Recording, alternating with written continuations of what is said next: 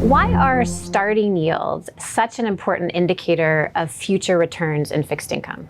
Look, this is fixed income. It's simple.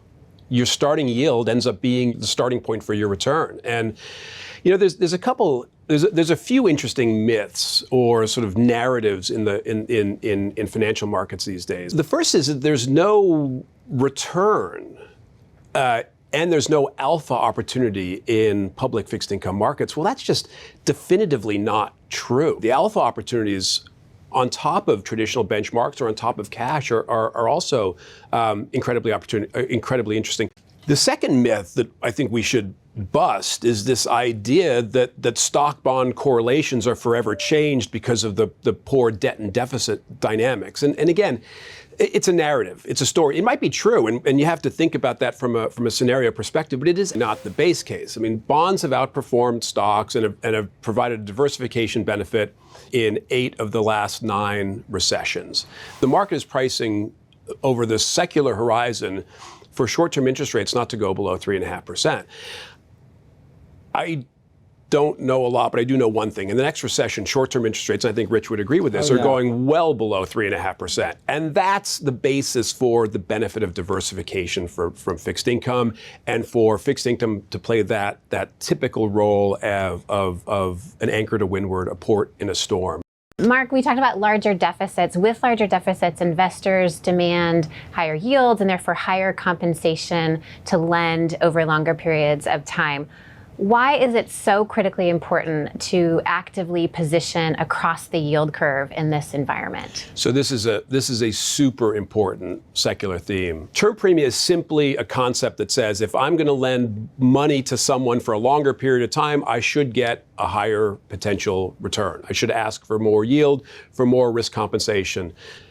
Now the nuance is, but we don't want to go out too far, because there you should be requiring even a higher term premium than we're getting today. And so the sweet spot really is in, call it 3, 4, 5, 6, 7 year maturities, right? Maybe out to 10 years, but probably in that 3 to 7 year maturity spectrum, which is offering, again, compelling yields for not a lot of interest rate risk.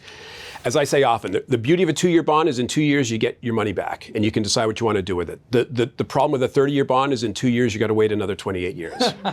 28 years is a long time. So that sort of speaks to the term premia, the need for extra risk premia, a steeper yield curve in a world of challenging debt and deficit dynamics. Let's turn to credit markets, Mark. Credit markets offer abundant opportunities, but there are risks, especially in this volatile market that we're forecasting.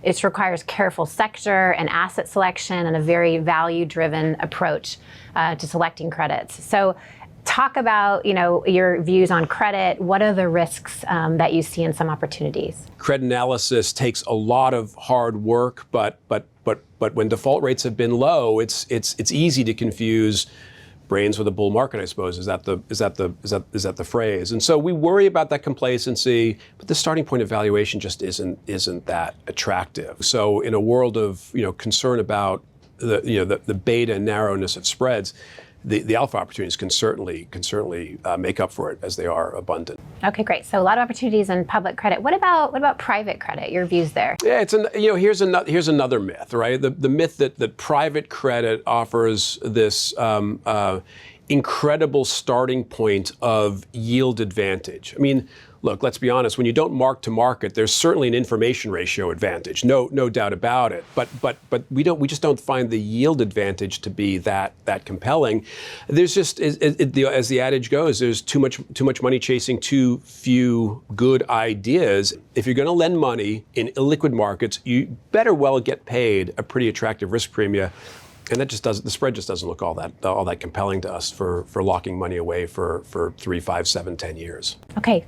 What do you like in credit? We just love the idea in a world that seems overly complacent in corporate credit to focus much more on asset-based finance, and in a world where corporate leverage seems quite high, consumer leverage seems quite low, and that to us sort of sets the parameters of what we think is an attractive opportunity set. And that's a world where it is the lenders, not the borrowers, setting terms, and that to us is incredibly important in a more uncertain, fragmented era.